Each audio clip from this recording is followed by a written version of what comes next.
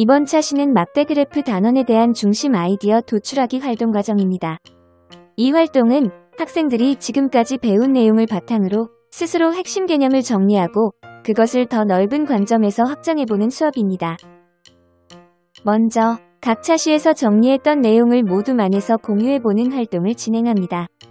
학생들이 AI 디지털 교과서 학급 칠판에 각 차시별 정리했던 내용들을 모둠에서 함께 공유하고 친구들의 이야기를 들으면서 자연스럽게 서로의 사고를 비교하고 확장할 수 있도록 하는 것이 이 활동의 첫 번째 목표입니다. 단순히 발표하는 것이 아니라 서로의 생각을 존중하며 경청하고 공통점을 찾는 과정에서 새로운 관점을 배우는 것이 중요합니다. 다음 단계에서는 나와 친구의 생각에서 같은 점과 다른 점을 찾아보는 활동을 합니다. 교사는 이 과정에서 단순 비교를 넘어서 왜 그런 공통점이 생겼는지 또 어떤 차이가 있는지에 대해 질문을 던져주며 학생의 사고를 유도해야 합니다. 우리가 이번에 막대 그래프를 배우면서 정리한 내용에는 어떤 것이 있나요? 학급 칠판을 보고 찾아서 발표해봅시다. 자료를 비교할 때에는 막대 그래프가 편리하다는 걸 알게 되었습니다. 막대 그래프의 가로에는 항목, 세로에는 수량을 나타냅니다. 막대 그래프는 자료를 쉽게 찾을 수 있고 생활에서 다양하게 활용할 수 있습니다.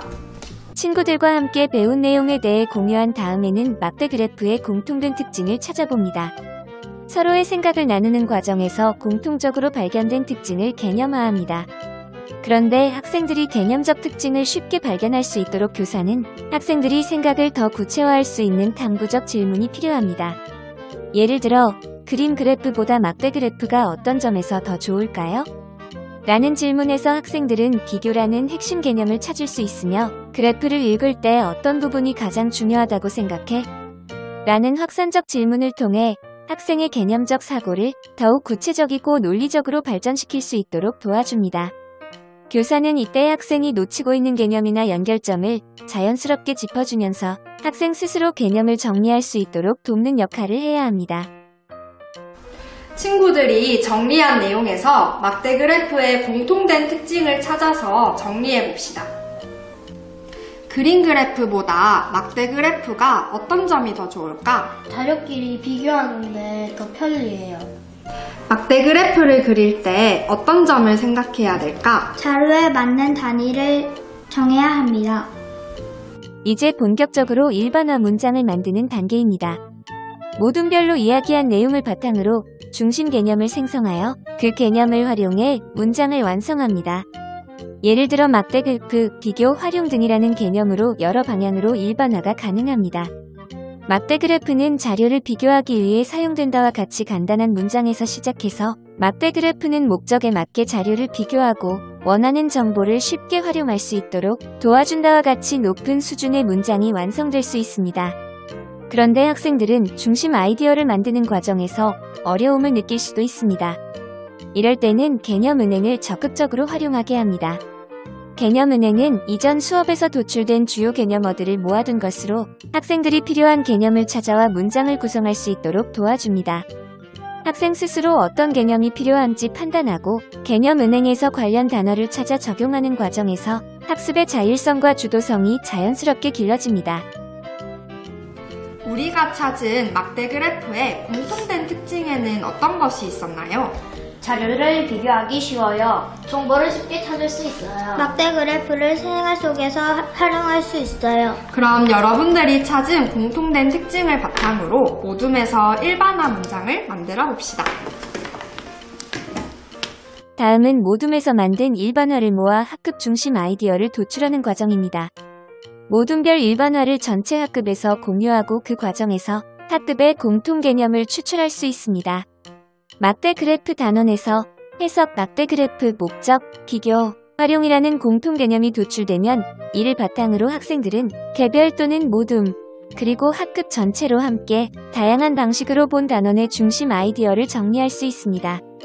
예를 들어 막대 그래프는 목적에 맞게 자료를 비교하고 정보를 효과적으로 해석하고 활용하는 데 도움이 된다.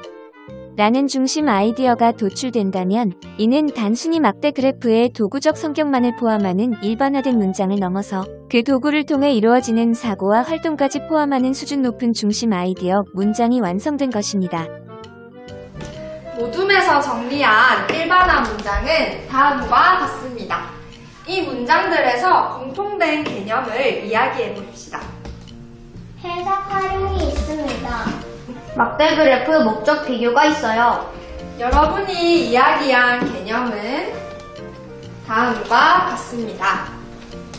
그럼 이 개념과 여러분이 학급 칠판에 정했던 개념 은행을 바탕으로 우리 반의 중심 아이디어를 함께 한 문장으로 정리해 봅시다. 이렇게 정리된 중심 아이디어가 다른 상황에도 적용되는지 확인해보는 전이야기 단계입니다. 예를 들어 사회 시간에는 지역별 인구수를 비교하고 체육 시간에는 운동 시간이나 활동별 참여 인원을 비교하는데 막대 그래프를 활용해 봄으로써 개념은 교과를 넘어 적용된다는 점을 깨닫게 됩니다. 막대 그래프에서 찾은 중심 아이디어를 다른 상황에 적용해 봅시다. 우리나라 지역별 인구를 막대 그래프로 나타내고 원하는 정보를 찾아봅시다. 일반화 검증 단계에서는 의도적으로 오류가 있는 막대 그래프를 제시해보는 것도 좋습니다. 예를 들어 단위가 누락되어 있거나 항목이 잘못 표시된 그래프를 보여줍니다. 학생들은 지금까지 배운 개념을 바탕으로 어떤 부분이 잘못되었는지 비판적으로 바라보게 됩니다.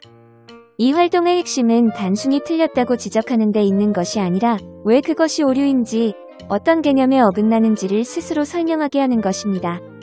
그 과정에서 중심 개념이 다시 한번 정리되고 학습의 깊이가 더해집니다. 그리고 마지막으로 나만의 일반화 문장을 다시 써보는 활동을 통해 자기만의 언어로 다시 해석하여 다양한 상황 속에서 스스로 판단하여 적용할 수 있는 능력을 길러줍니다.